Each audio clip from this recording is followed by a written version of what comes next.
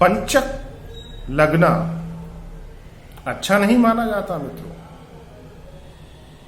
बड़े बूढ़े कहते हैं कि पंचक में अगर किसी की मृत्यु हो जाए तो वो कई बार अपने साथ अन्य 4 लोगों को भी लेकर के एक टोले में ऊपर जाता है। अब पंचक कब लगता है मित्रों? नक्षत्र सूची के अंतिम 4.5 चरणों में जब चंद्रमा होते हैं तब पंचक लगता है, अर्थात धनिष्ठा के 3य चरण से और रेवती के अंतिम चरण तक।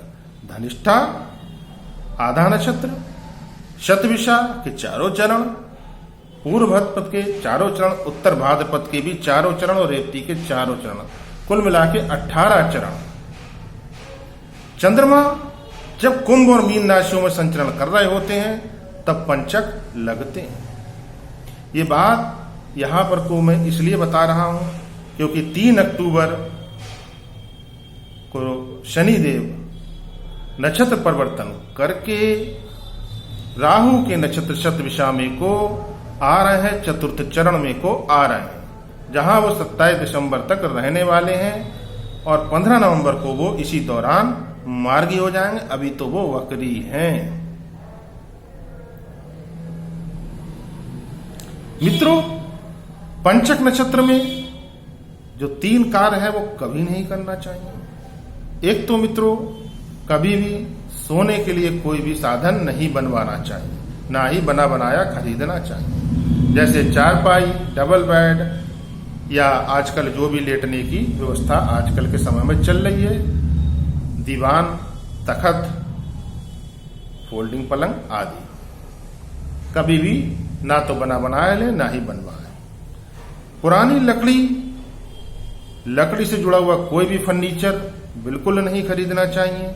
और साथ में मित्रों, किसी भी प्रकार का कोई छत संबंधित कार्य, चाहे तो मरम्मत का कार्य हो छत का, चाहे लिंटर डलवाना हो नए मकान में, नए परिसर में, वो भी कार्य नहीं करना चाहिए। अब मित्रों बात करते हैं शनिदेव के नक्षत्र परिवर्तन की।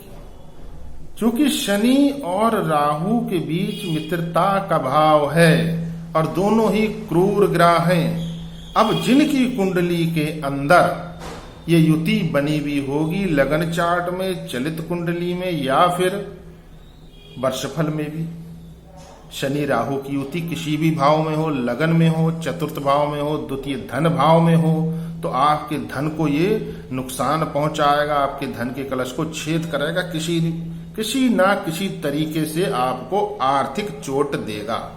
4th भाव में होगी तो आपके पारिवारिक सुखों में ये कलह कलेश कराएगा।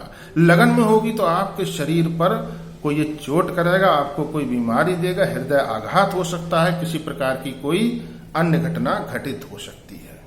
5th भाव में होगी तो आपकी जो औलाद है, संतति है, उसके लिए तकलीफ दे है। 7th भाव में आपके दाम्पत्य जीवन में को कलह कलेश कराएगा। 8th में तो आपके लिए मार्केश का कार्य करेगा। 9th भाव में आपको कहीं ना कहीं आपके भाग्य को दुर्भाग्य में बदलेगा, आपके बनते हुए काम बिगड़ने लगेंगे।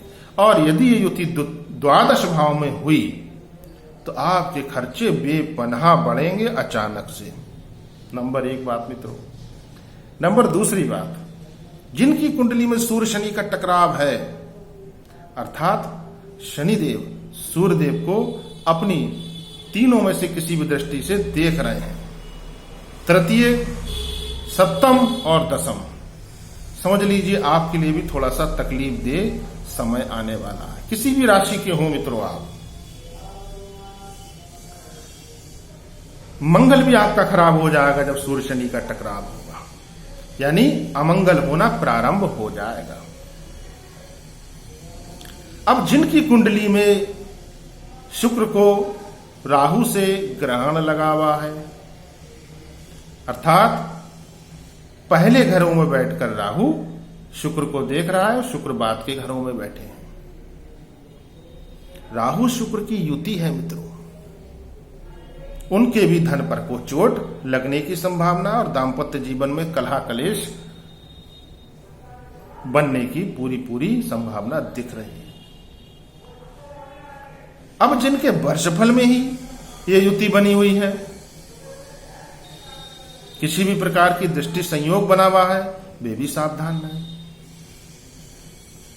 अब चूंकि शनिदेव राहु के नक्षत्र शतभिषा के चतुर्थ चरण में आए हैं, तो इसके जो देवता होते हैं वो जल देवता अर्थात वरुण देवता होते हैं। तो वरुण देव से ही आपको राहु की शांति करनी होगी, अर्थात जल से शांति होगी राहु की। मित्रों, बहुत सरल क्रिया यहां आपको बताएंगे, जिससे कि आप आसानी से उसको कर लें और आनंद पूर्वक संकट विहीन जीवन आप जी पाओ। जय सिया राम। मित्रों, वीडियो को लाइक अवश्य कीजिए। सबसे पहला काम तो आपको ये करना है, आपको प्रतिदिन शिवलिंग पर अभिषेक करना है। सादे जल में गंगा जल मिलाकर थोड़े से काले तिल डालकर थोड़ी चीनी डालकर मात्र इतना ही करना है। प्रतिदिन करते रहिए।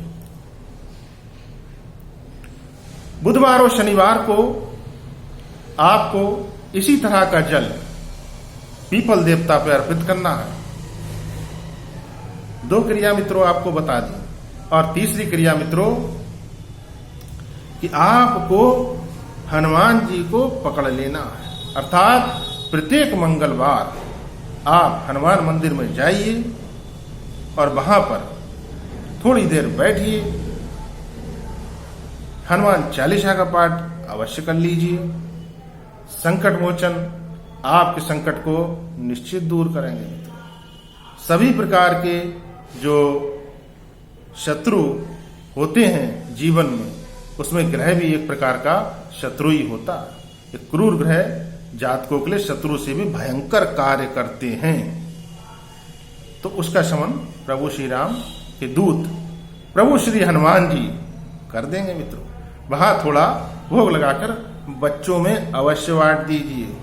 इसके अतिरिक्त मित्रों, सावधानी के तौर पर अगले 55 दिन तक, जब तक कि शनि राहु के नक्षत्र में को रहने वाले हैं, तब तक विशेष रूप से एक तो मित्रों रात के समय दूध का सेवन मत कीजिएगा। काले नीले रंग के कपड़े बिल्कुल मत पहनिए। यदि पहनना भी है तो नाभि से नीचे आप पहन सकते हैं, ऊपर के हिस्से में थोड़ा सावधानी रखना आवश्यक है। और सर पर तो किसी भी प्रकार से काला नीले रंग का कपड़ा नहीं आना चाहिए। क्योंकि नवरात्र चल रहे हैं मित्रों, तो इस दौरान आप दुर्गा सप्तशती का पाठ कीजिए। मां भगवती दुर्गा की दुर्गा चालीसा का पाठ आप कर सकते हैं। दुर्गा 32 नाम की बहुत महिमा है मित्रों। उन 32 नामों को मन ही मन जपिए।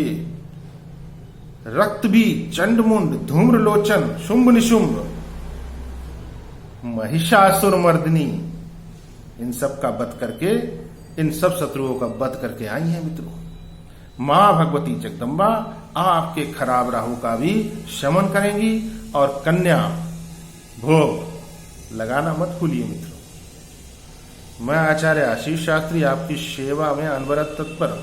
दोस्तों, वीडियो को लाइक अवश्य कीजिए। आपका एक लाइक हमारे लिए अनमोल है। चैनल पर पहली बार हो सब्सक्राइब कर लीजिए और वीडियो को अधिक से अधिक शेयर करें। जय श्री राम।